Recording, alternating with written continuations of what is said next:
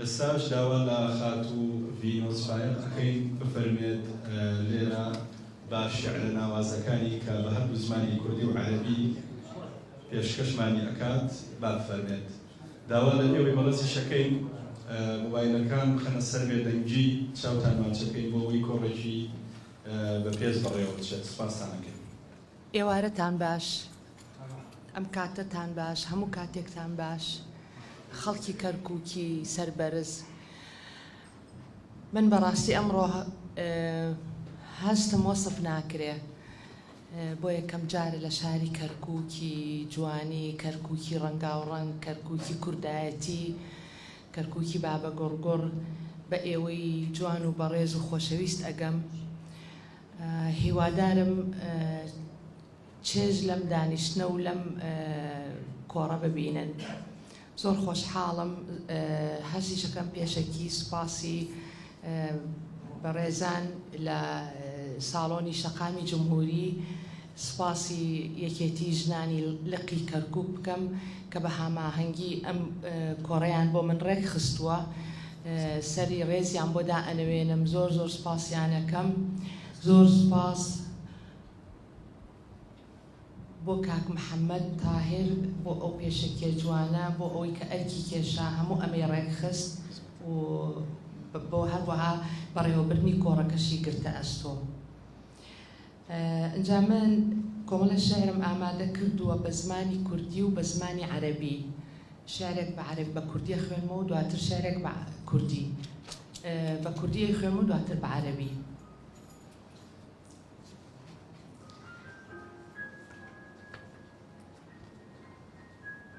ئەم زەویە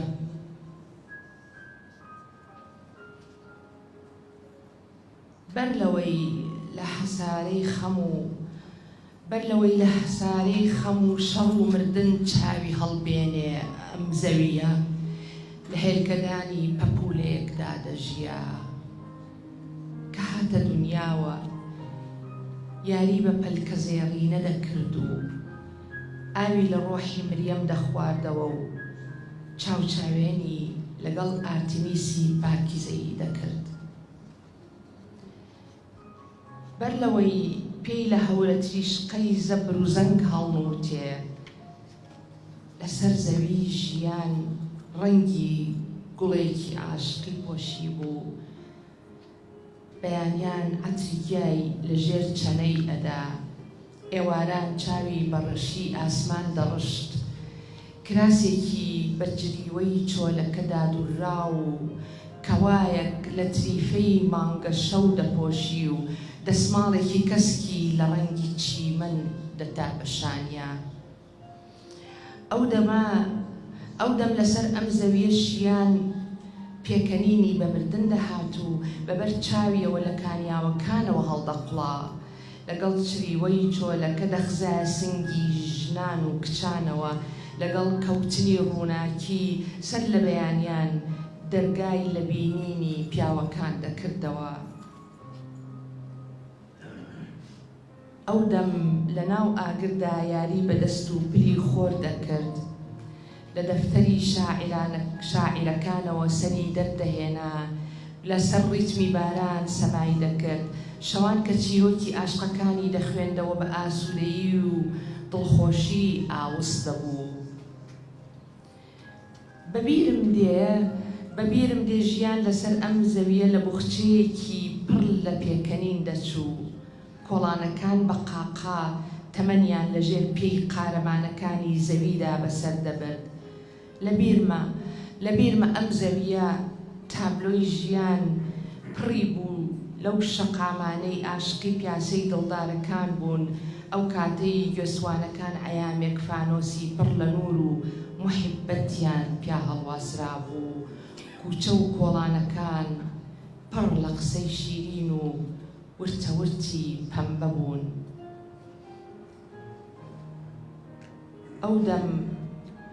ئەو دەم بەدیار پیاڵەیەک چای ڕەسەنەوە لەسەر ئەم زەویە دەمە و ئێواران دەنکدنکی زەنگیانەی ئاسوودەییمان بە کراسی خەونەکانمانادا دەدرو، یەکەیەکەی موروەکانی پێکەنین بەسەر دیواری سارد و سڕی ئەم زەویەی ژێر پێمانە هەڵدەواسی، شانمان بە شانی یەکترەوە بەفوویەک بەناو لەپی دەستەکانمانە گەرممان دەبۆوە. ئێستا ژیان لەسەر ئەم زەویە وەکو جاران ناناسێتەوە، لەژێر ئاسمانێکی جەرگشیندا فرمێسکەکانی خودای فەنابوون بەسەر پشتمانە وەکو مرواری دەکەونە خوارەوە. ئێستا ئەم زەویە بە دیواری هەسارەیەکەوە گیری خواردووە، بۆ زاوزێی وتن و بیستن و بینین دەست نادات، بە کەڵکی سەوزی دڵمان و وەستانمان لە نێوان ڕابردوویەکی ناشرین و کوپێک لە قاوە کات بەسەر چۆکانمان نایەت، بە کەڵکی یەکەمین بۆنی لیمۆ و پرتەقاڵ و یەکەمین ئاوسبوونی خۆشبەختی و یەکەمین کامەڵبوونی تێگەیشتمان نایەت. ئێستا ئەم زەویە سەدان هەزار شەقامی تاریکی لێ دەبێتەوە و بە کۆڵانە دڵتەنگەکانی ژیان دووگیانن، بە تەریقەتێکی کوێر و نەزۆک لەژێر هەنگاوەکانمانە زیکر دەکەن، گۆرانی بۆ ژیان دەڵێن، باسی فڕین و گەشانەوەی گوڵاکان دەکەن، قافڵەکانی مردنیش سەرێکیان لەژێر گۆڕی یەکەمین پێغەمبەردایە و سەرێکی وا لە ئاسمان یەکێکمان لە ناو تابوتێکە ڕاکشاوین و تابوتێکی جلیوەی چۆلەکە و قاسپەی کە و فڕینی پەپولە و ورتەورتی ماسیەکان و نەڕەی قرشەکان و دەنگی لە یەخشانی گەڵاکان و سەوزی چیمەن و سپێتی دڵی دایکمانی پێچاوەتەوە و تابوتێکیش باوەشەکانمان و دەست لە ناو دەستەکانمان و پێکەوە وەستان و تیلەی چاوەکانمان و دانیشتنی ناو چاخانەکان و دەنگەدەنگ و بانگکردنەکانمانی تیاکۆ کراوەتەوە بەرەو نەمان ملی ڕێگەیان گرتووە. لەسەر ئەم زەویە سێبەرەکان خۆیان بە دوور دەگرن، نەکا لەبەر هەتاوی درۆپ هەڵپڕوکێن. ویسگەکان لەسەر ئەم زەویە تەنها بە کەڵکی ماڵ ئاوایی دێن. لە کاتێکا سەردەمانێک لە دەفتەرێکی دڕاوی بادا ئەم زەویە ناونیشانی شێعرێک بوو، پەپولەیەک بۆ گوڵەبەی بوونێکی دەخوێندەوە وەختێ لە باوەشی گردوونێک لە بەختەوەریدا لەدایک بوو. ئێستا لەژێر پێی دڕندەییماندا ئێسقانەکانی ئەپوکێنەوە و هەناسەکانی بوونەتە نەکەرۆز و ڕوانینی بۆتە شەوە زەنگ ئەم زەویە. ئەم پارچە شارە لە سەردەمی کۆرۆنا نووسی بووم. وەختە ئیتر خەڵک زۆر بێهیوا بوو، خۆتان هەمووتان ئەو سەردەمە ژیان. ئیتر من وام بیرە کردەوە ئەم زەویش کۆرۆنا ئەگرێ، سەویش نەخۆشەکەوێ. سە شعرێکی عەرەبی خوێنمەوە.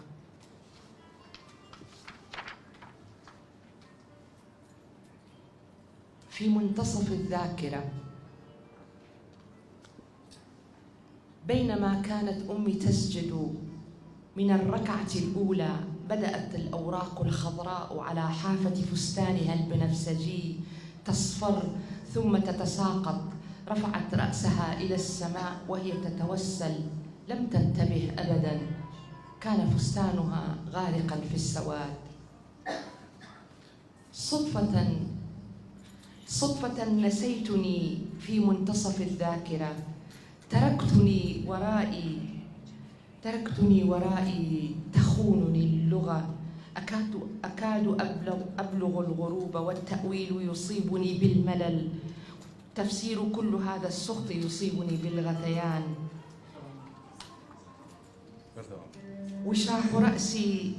وشاح رأسي من نسل الظلام يخنق صوتا يقيم في حنجرتي، يطفئ بريقا في عيني وحلم فراشة كنتها.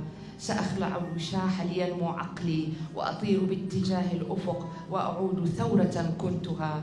صدفة نعيش على هذه الأرض. كنت أتمنى لو أنني سمكة لا تفقه شيئا من الحياة، لم تسمع بعد بسفينة نوح التي مرت من فوقها الأسماك والتواريخ والأحداث والحكايا.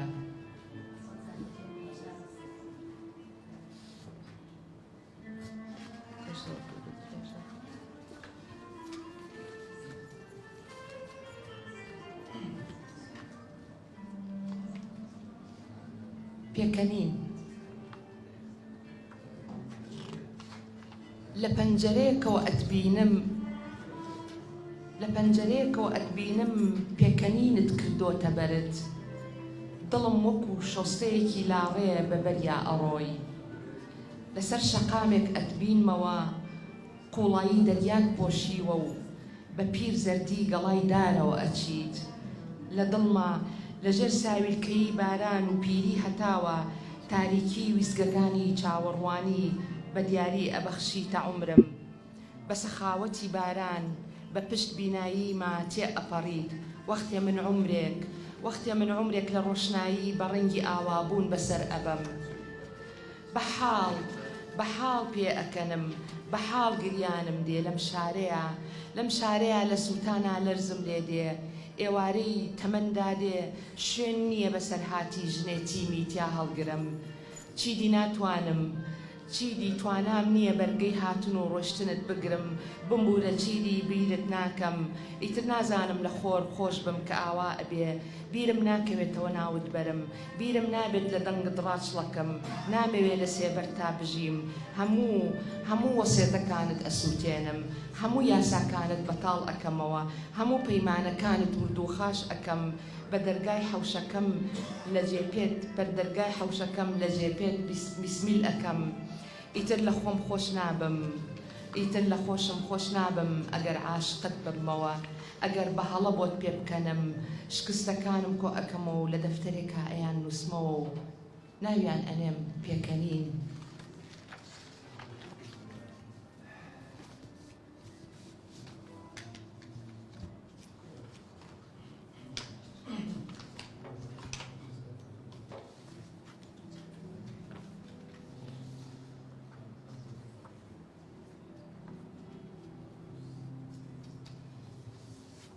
الشقراق.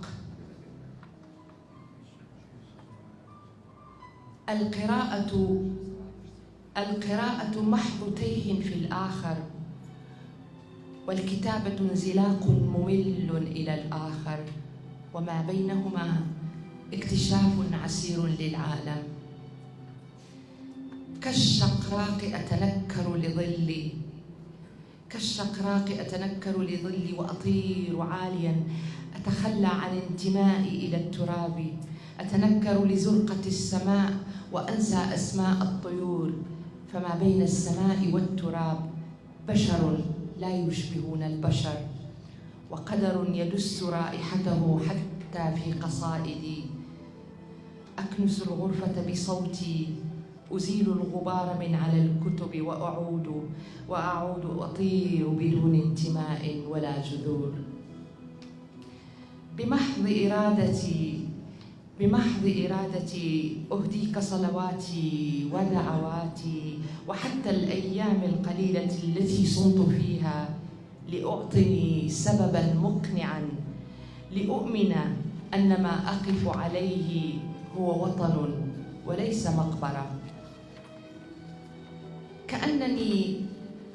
كأنني صرت أهاب كل هذه الأسماء، كل هذه الأزقة وجل هذه الرتابة تغرقني في متاهة، زقزقة العصافير تصيبني بالدوار، فأنا لم أعد أنتمي إلى الوقت، والمكان يتنكر لجسدي، لم أعد أنتمي حتى إلى نفسي، فهذه الحياة محض فكرة تتبادر إلى ذهن طائر الشقراق عندما يمر بحينا.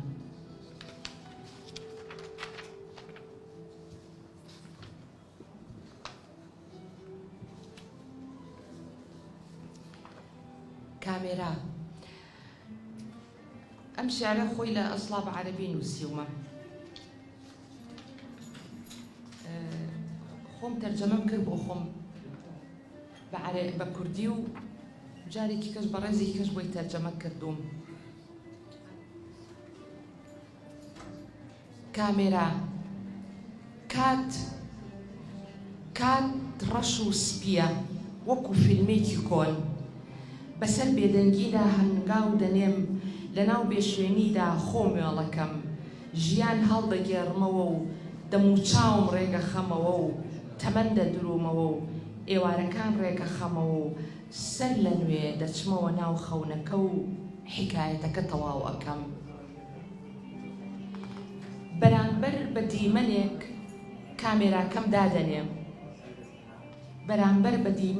کامێراکەم دادەنێم خۆم لە پشتەوە لە پەنایدا لە ناویدا لە بەردەمیدا چاویش دەبڕمە ڕێگاکە هەنگاوەکانم دێن و دەچن ڕسمیانەگرم هەناسەکانم دێن و دەچن ڕسمیانەگرم لە پشت کامێراکە و دەوەستم و ڕەنگێک هەڵدەدەم لە پشتیەوە دەوەستم و دەنگێک دەپرژێنم هەنگاوێک دادەنێم ڕسمی حکایەتێک دەگرم.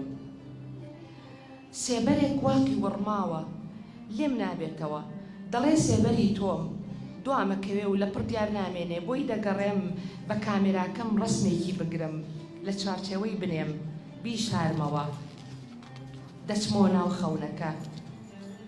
ناو خەونەکە و حکایەتەکە تەواوەکەم.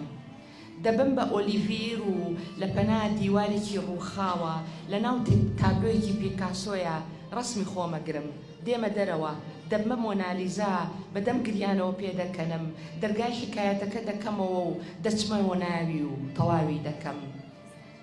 کامێراکەم بەرامبەر کەلاوەیەک ڕێک دەخەم لێرە حکایەتێک لە ژێر ئاسماندا مێژووی دەنووسیەوە سێبەرەکان لێرە پیر بوون ناتوانن بمرن من لێرە حکایەتێک بووم پەنجە دەنێم بە کامێراکەدا ڕسمی سێبەرێکە گرم ئەی شۆمەوە جریوەی چۆلەکە دەردەچێت دەنگی بەردی هەڵماقۆ تەپەی پێیەک خەتخەتێنەکە پێکدادانی هەڵماتەکان هەڵبەزینەوەی سێبەرەکان لە کاتی پەتپەتێندا هەمووی دەئاخنمە چوارچێوەیەکە و کامێراکەم دەکەمەوە شانم و دەچمەوە ناو حکایەتەکە.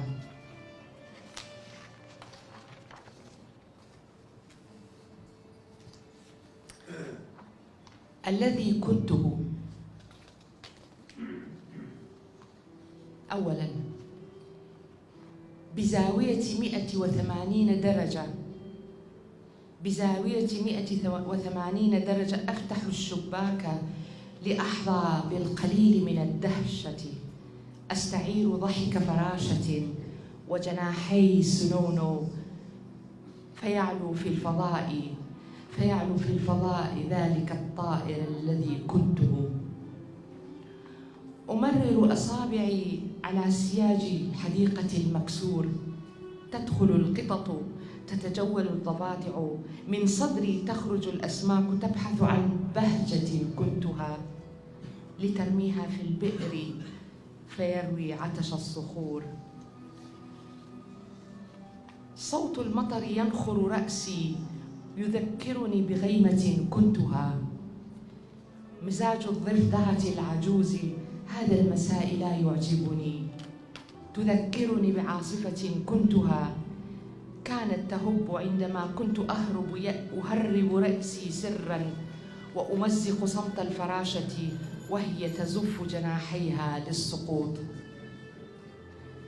حين يرحل القمر لا يترك وراءه شيئا سوى زيف تلتهمه الشمس بحرقة تطرز به أشعتها فتغوينا بكذبة النور.